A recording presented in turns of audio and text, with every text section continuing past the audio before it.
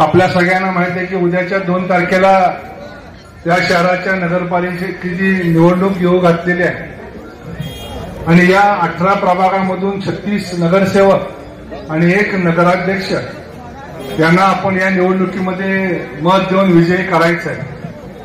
आपल्या सगळ्या कार्यकर्त्यांच्या पाठबळावरती भारतीय जनता पक्षानं ही निवडणूक पक्षाच्या अधिकृत चिन्हावरती लढवण्याचा निर्णय घेतलेला आहे। कमळ या चिन्हावर आपण या शहरामध्ये उमेदवार उभा केलेले लक्ष्मण सिरसट यांच्या पत्नी श्यामलताई यांना नगराध्यक्ष पदासाठी आपण उमेदवारी दिलेली आहे। मित्रांनो, तुम्हा सगळ्यांना माहित आहे स्वर्गीय सुधाकर पंत परिचारक मोठे पालक त्यांनी या शहराच्या चांगल्या भवितव्यासाठी आपल्या आयुष्याची जवळजवळ 40-50 वर्षे या ठिकाणी खर्ची घातलेली आहे आणि त्यांचाच वसा आणि वारसा घेऊन आपण सगळेजण या ठिकाणी काम करतोय। 2016च्या निवडणुकीच्या वेळेस या शहरामध्ये भारतीय जनता पक्ष आणि पंढरपूर विकास आघाडीच्या वतीनं आपण उमेदवार विजय केले, लोकांनी आशीर्वाद दिला प्रचंड मताने।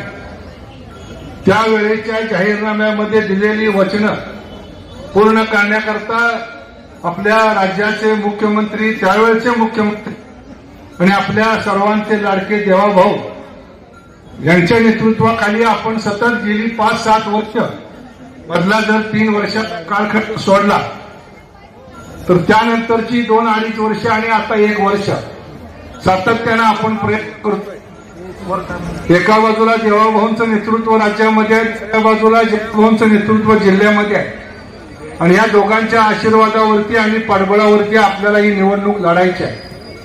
विरोधक इथं किती जरी ते नाव आणतात तर या पंढरपूर शहरातल्या नागरिकांना 25 वर्षापूर्वी शहर कसं होतं आणि आज शहर कसं आहे ते सगळ्यांना माहित आहे। आज त्यांच्याकडे कुठलाही मुद्दा नाही आहे। मग कुठेतरी खड्ड्याचा मुद्दा काढायचा, कुठेतरी धुळीचा मुद्दा काढायचा आणि ही निवडणूक कुठंतरी वेगळ्या भावनिक लाटेवरती नेण्याचं काम या ठिकाणी सुरू आहे।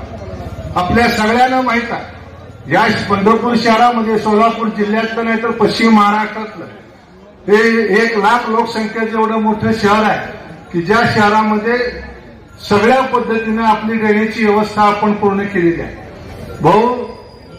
देवाभाऊंच्या मदतीनं या शहरातल्या येणाऱ्या वारकऱ्यांसाठी आणि नागरिकांसाठी मग पिण्याच्या पाण्याच्या 18 टाक्या उभा करण्याचं काम असेल, ही सगळी कामं या ठिकाणी आपण पूर्ण करत असताना जवळजवळ 250 कोटी रुपयाचे 25 रस्ते गेल्या 3 वर्षामध्ये सरकार आल्यानंतर या शासनाच्या माध्यमातून आपण कॉन्क्रीटचे डांबरीकरणाचे पूर्ण करतो। भविष्य काळामध्ये पंढरपूर तीर्थक्षेत्र राष्ट्रीय आणि आंतरराष्ट्रीय स्तरावरती नेण्याचे या ठिकाणी आपण काम करतोय। नमामि चंद्रभागेच्या माध्यमातून चंद्रभागा शुद्धीकरणाचं काम या ठिकाणी हाती घेतलेलं आहे। पंढरपूर शहरामध्ये जवळजवळ रोज 40 टन प्रतिदिन कचरा आपण या ठिकाणी गोळा होतोय, त्याचं विघटीकरण करून त्याचं कंपोस्ट करून त्याची विल्हेवाट लावण्याचं मोठं काम या शहरामध्ये पूर्ण झालेलं आहे। पंढरपूर शहरामध्ये येणारे सगळे हायवे, सगळे रस्ते आपण नॅशनल हायवेनं जोडायचं काम या ठिकाणी पूर्ण केलेलं आहे। गडकरी साहेबांच्या माध्यमातून वाखरी ते पंढरपूर हा सुद्धा रस्ता कॉन्क्रीटचा 4 लेन करायचं काम सुरू आहे। सरगम चौकामध्ये त्या ठिकाणी ओव्हरब्रिज बांधायचं काम सुरू आहे। टाकळी चौकामध्ये ओव्हरब्रिज बांधायचं काम सुरू आहे। अहिल्या चौकामध्ये ओव्हरब्रिज बांधण्याचा प्रस्तावित आहे, जेणेकरून पंढरपूर शहरातली जड वाहतूक कशी बंद करता येईल या ठिकाणी आपण बघतोय।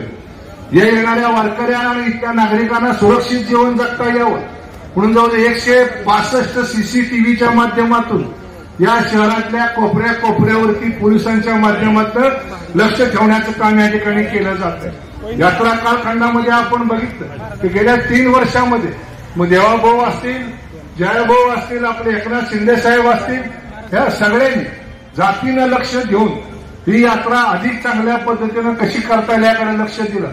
खूप मोठे प्रश्न आपण या ठिकाणी सोडवलेले आहेत। वेळोवेळी उद्यापासून हे सगळे प्रश्न आपण लोकांच्या बरोबर आपण त्यांना संबोधित करणार आहोत। माझी आपल्या सगळ्या कार्यकर्त्यांना एक विनंती आहे, कुठेही बॅकफूटवर न राहता आपणच काम केले गेली 25, 30, 40 वर्ष। आज जे तुमच्या पुढे आलेले लोक आहेत त्यांच्या गावातले रस्ते सुद्धा मी केलेले आहेत.